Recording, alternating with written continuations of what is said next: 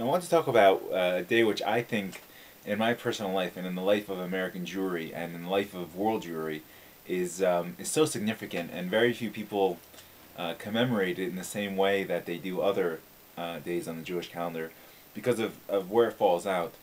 And that day is the 14th day of Kislev, which is excuse me, which is tonight, which is starting tonight.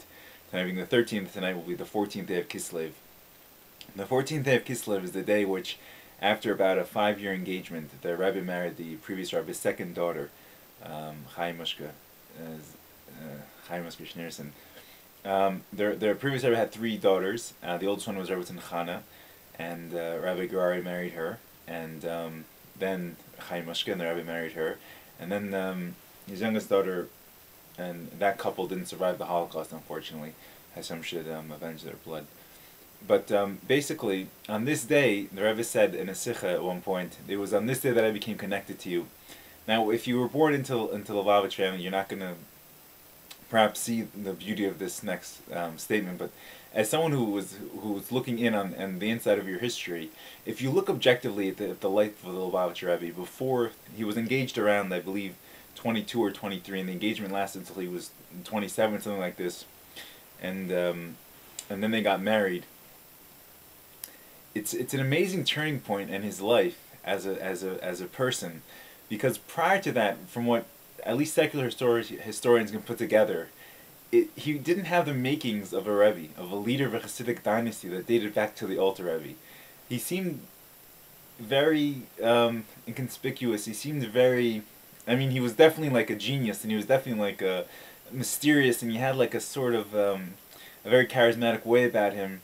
But he wasn't a person who was on the forefront of like taking the leadership mantle of this small sect of Hasidim, and especially once you know the history and you see what Lubavitch became under his guidance, under his auspices. I mean, it's just an amazing turning point in world history, in my opinion, because Jewish history in effect is going to end up being world history once the Messianic redemption arrives, and we realize, you know, the purpose of the Jews and the purpose of our relationship with non-Jews.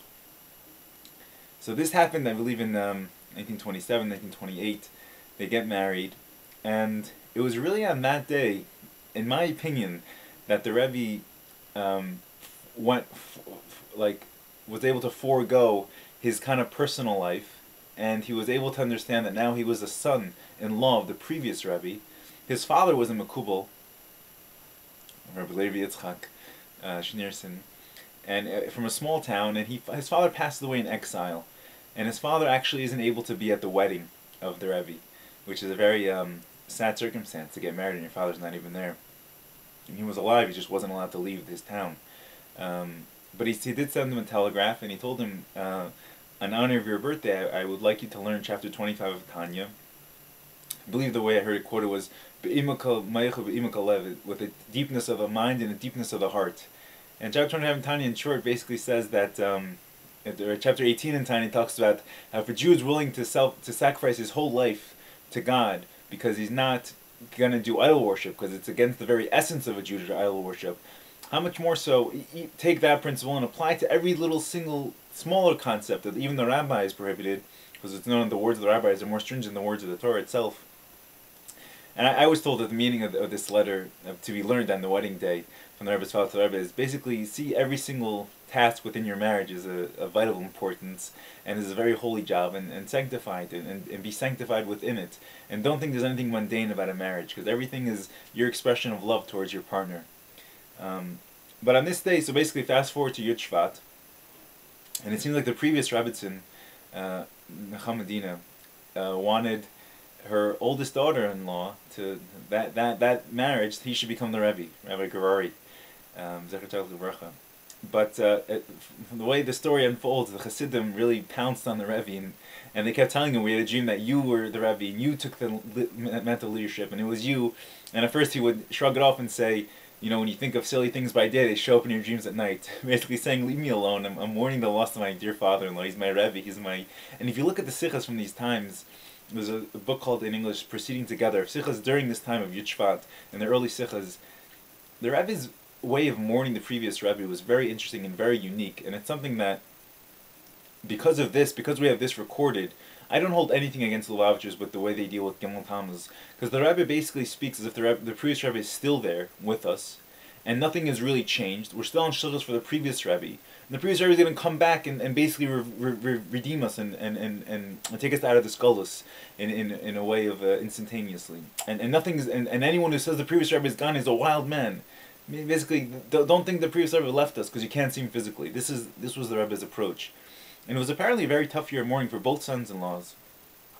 And I guess by Yud Shvat, it was made clear. At one point, the Rebbe stopped saying, "I didn't hear that this is going to be the intent of the previous Rebbe, that I should be Rebbe." And it was known that the Rebbitzin had wanted Gerari. So at one point, he stopped saying that. And he prepared the Maimer Basi Lagani, and he basically took the mantle leadership of Chabad Lubavitch for the generation after the previous Rebbe. Became known, and what he said in his first Maimer is Dor Shvi, the seventh generation, counting from the days of the Alter Rebbe. And he compared 7 to Shabbos, and he said that just like Shabbos completed the world, he compared the seventh generation. The ending of 7 is Shabbos, is completion, is rest, is why the whole world was created in the first place. You have to understand, this came from a Hasidic dynasty, that even in the days of the Alter Rebbe writes in Tanya, we're in the generations of Iksedim Mashiach, of the footsteps of Mashiach. You can hear the footsteps of Mashiach. This is the Alter Rebbe's outlook on how close we were to the redemption. And he was nostalgic in 1812. So you can imagine by 7 generations how every leader was basically thirsting and consensed that Messianic redemption was upon us. His namesake, the Tzemach Tzedek, whose his wife was also Chaim Mishka. It was Menachem Mendel and Chaim Mishka. The first time around, Tzemach Tzedek and his wife, the Chassidim were sure he was Mashiach. So much to the point that the second Rebbe they called him middle Rebbe, because they figured the Alter Rebbe was first. Tzemach Tzedek is Mashiach, and in between them there was the middle Rebbe, the Mittler Rebbe. But basically, he took this movement. It wasn't a big movement at the time. It had emissaries from different places, but he made it into, by far, the most widely recognized Jewish institution in the world. I mean, if you know you're traveling anywhere and you want some sort of sense of Judaism, this is where you go. And this day really happened in his life on the 14th day of Kislev, the day that he became married to the previous Rebbitzin. And he said in the Sikha, on this day I became attached to you, meaning I, the Rebbe, became attached to my Chassidim. It was only on this day that really the potential for him to be the Rebbe opened up. Because that's how this dynasty had evolved after when the Baal Shem Tov took over, when the Shem Tov, for a year after the Baal Shem Tov disappeared, they tried to have Tzvi, his son, be the Rebbe. They saw it wasn't working, and basically the Baal Shem Tov appeared to Tzvi, and he said, "Give these clothings that you're wearing to Dovi." And Dovi was the Mittler Rebbe. It was the Maggid the Mezrich. And the Maggid the Mezrich took over the Hasidic camp after the first year, the Baal Shem Tov's Stalkos on Shavuos. And then from there, it broke up into different factions. There are some people that come from the Maggid, but the Alter Rebbe, when he took over, went to his son, the Mittler Rebbe, and then his son-in-law, and then they went father and son. The previous Rebbe only had daughters. But basically, these 3 people were in the contention to be the 7th.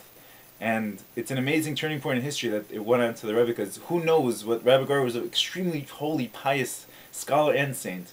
But who knows if his thrust would have been an outreach, and if his thrust after his wife disappeared, you see after the Rebbe passed away, basically the Rebbe's whole push